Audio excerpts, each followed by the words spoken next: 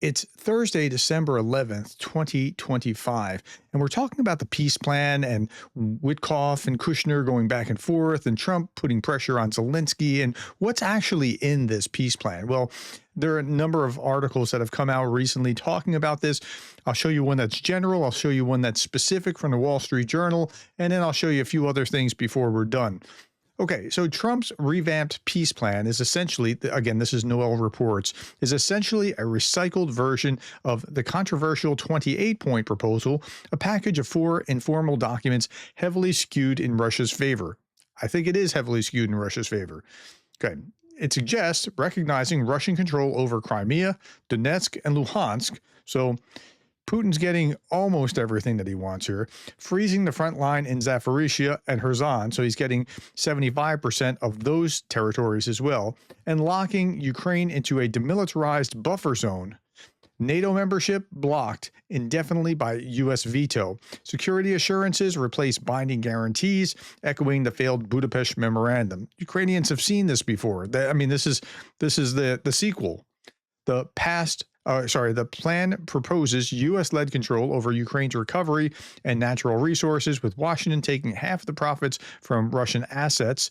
Even the Zaporizhia nuclear power plant would be handed to a new U.S. operator.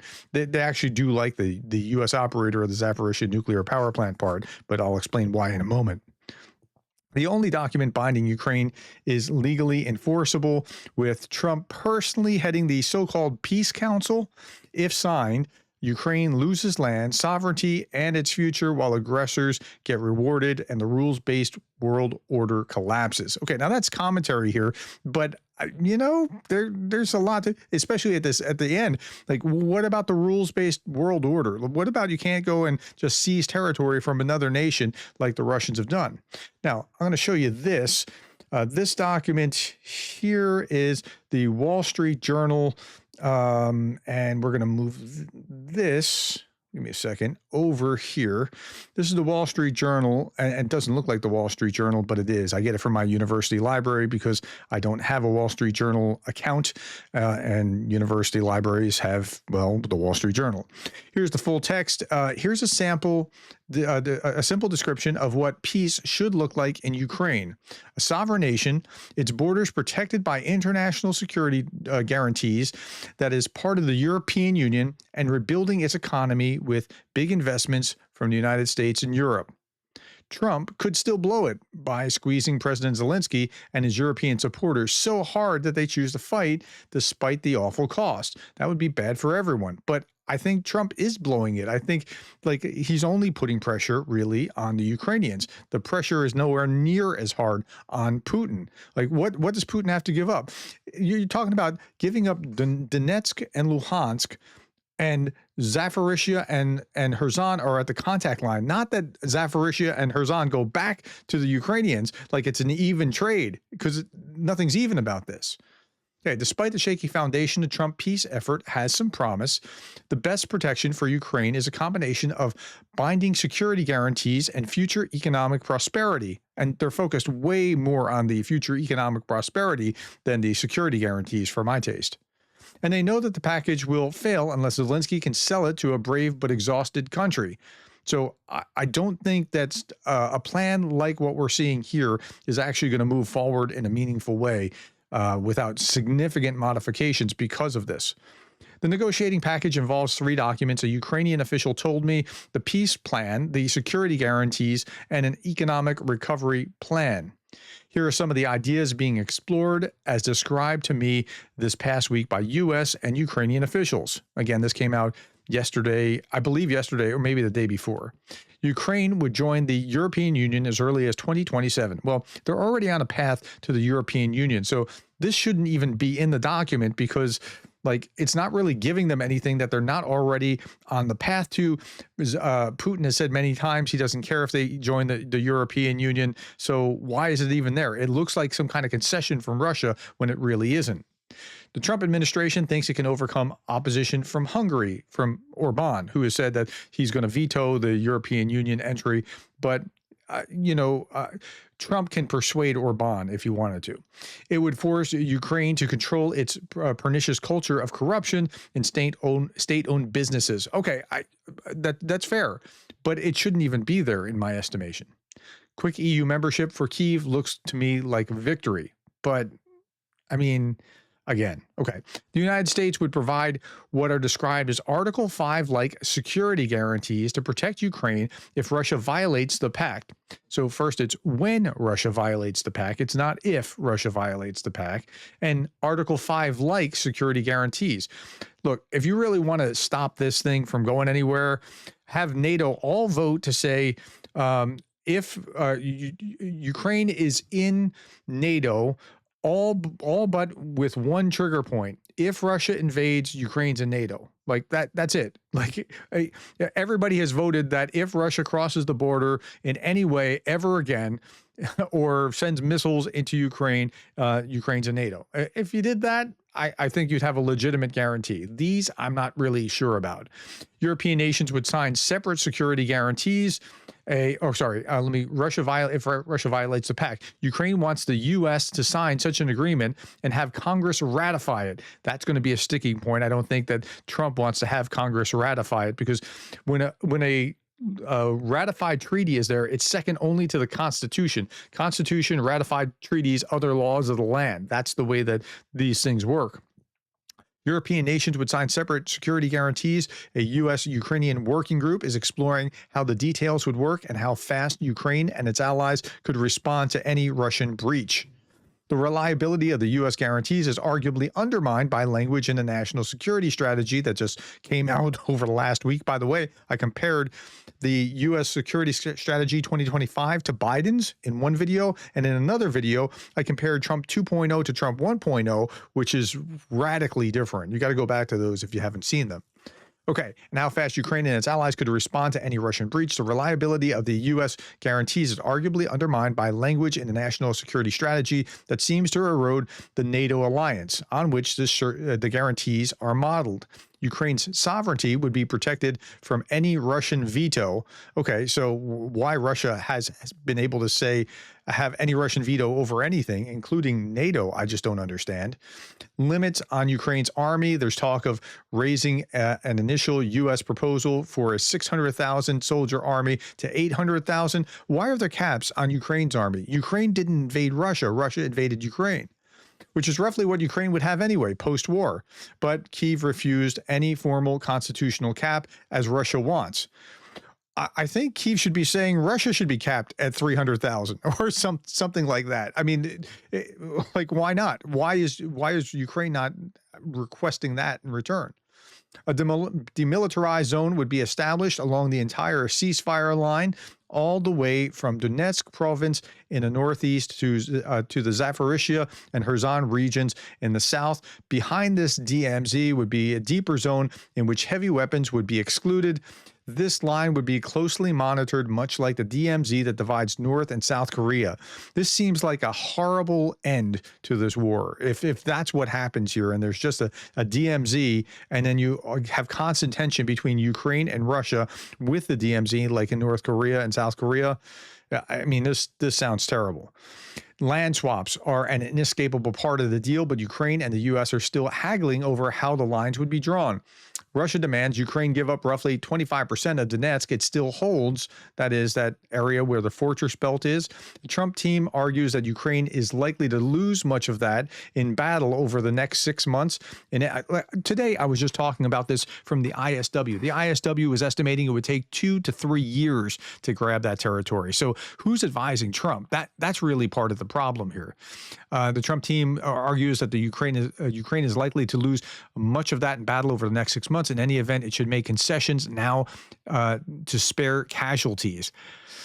Okay, to make this concession more palatable for Zelensky, one idea is that the withdrawal zone would be demilitarized. Zelensky insisted Monday that he has no legal right to cede territory to Russia. I think that's fair. I don't know that he has any legal right to do that.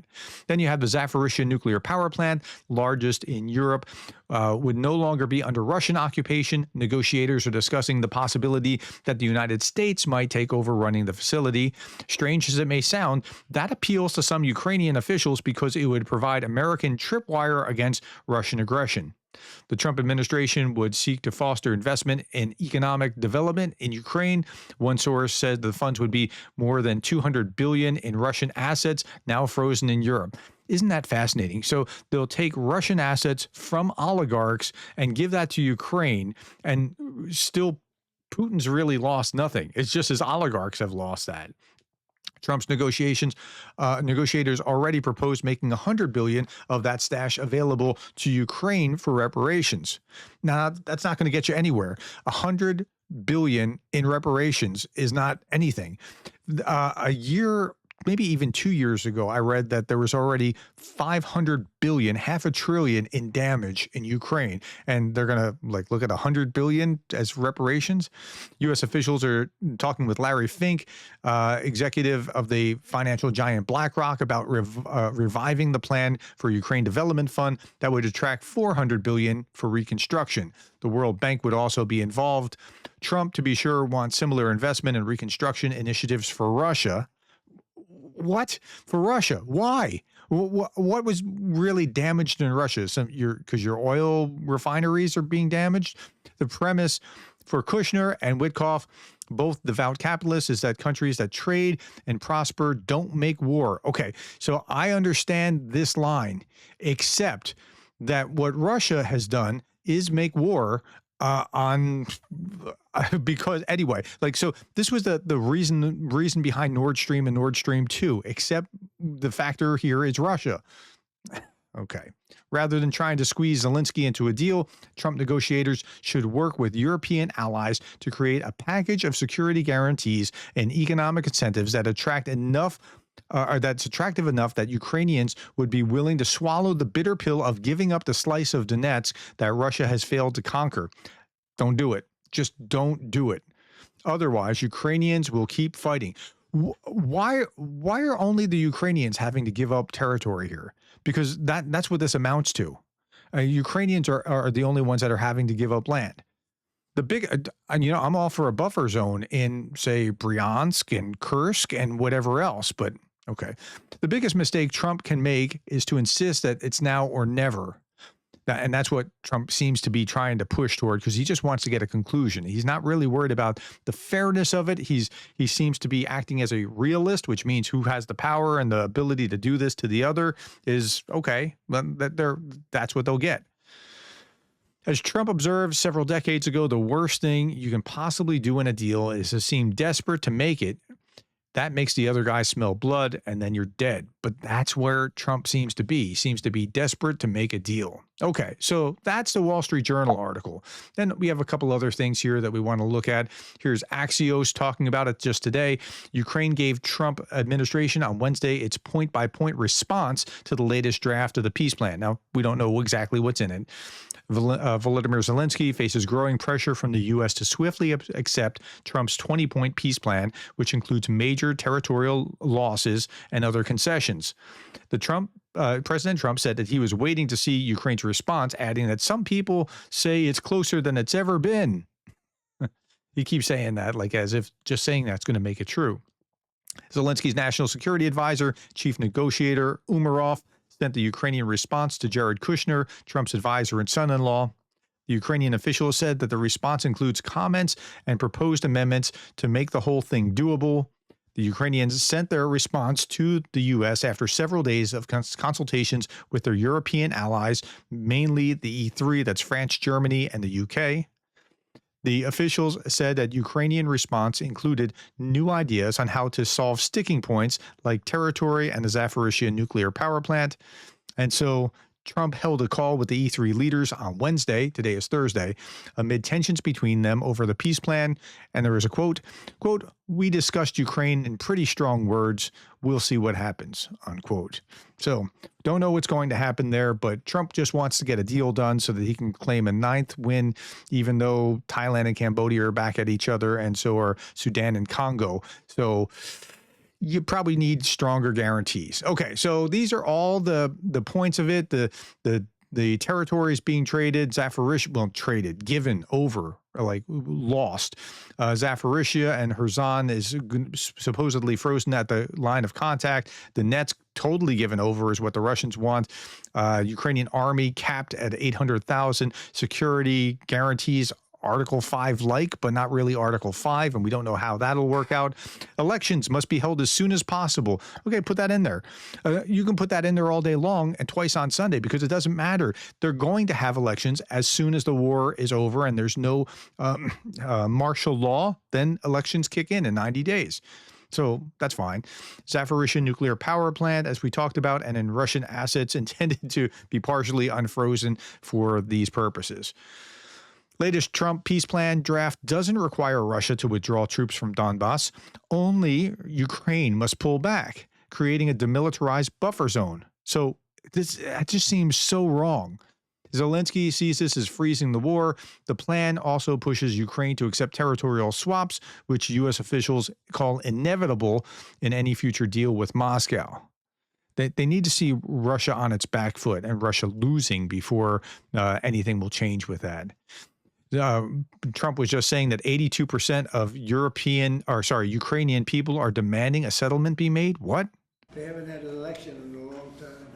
It's losing a lot of people.